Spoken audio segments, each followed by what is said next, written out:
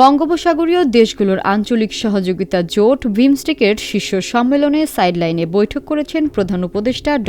মোহাম্মদ ইউনূস ও ভারতের প্রধানমন্ত্রী নরেন্দ্র মোদি।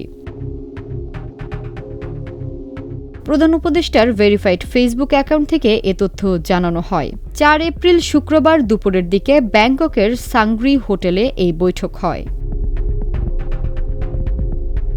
বার্তায় বলা হয়, প্রধান উপদেষ্টা অধ্যাপক মোহাম্মদ ইউনূস এবং ভারতের প্রধানমন্ত্রী নরেন্দ্র মোদি শুক্রবার থাইল্যান্ডের ব্যাংককের ষষ্ঠ বিমস্টেক শীর্ষ সম্মেলনের ফাঁকে একটি দ্বিপাক্ষিক বৈঠকে মিলিত হন।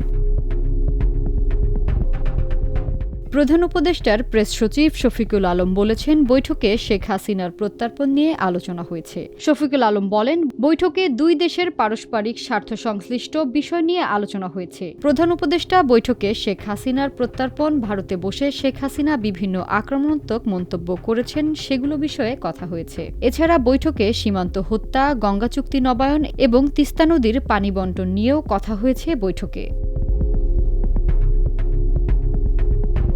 এদিকে আধা ঘণ্টার বেশি সময় ধরে চলা বৈঠকে সংখ্যালঘুদের নিরাপত্তা প্রসঙ্গ তুলে উদ্বেগের কথা জানিয়েছে ভারত। বৈঠক শেষে সংবাদ সম্মেলনে ভারতের পররাষ্ট্র সচিব বিক্রম মিশ্রি বলেন, প্রধানমন্ত্রী মোদি বাংলাদেশে হিন্দুসহ সংখ্যালঘুদের নিরাপত্তা ও সুরক্ষা সম্পর্কে ভারতের উদ্বেগের কথা তুলে ধরেছেন। বাংলাদেশ সরকার তাদের নিরাপত্তা নিশ্চিত করবে বলে আশা প্রকাশ করেছেন। প্রধানমন্ত্রীর নৃশংসতার সকল ঘটনার পূর্ণ তদন্তের জন্য জোর দিয়েছেন।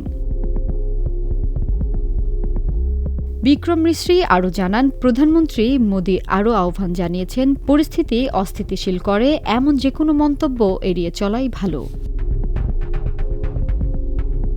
অন্তর্বর্তী সরকারের দায়িত্ব নেওয়ার পর এটি অধ্যাপক ইউনূসের সঙ্গে নরেন্দ্র মোদির প্রথম বৈঠক।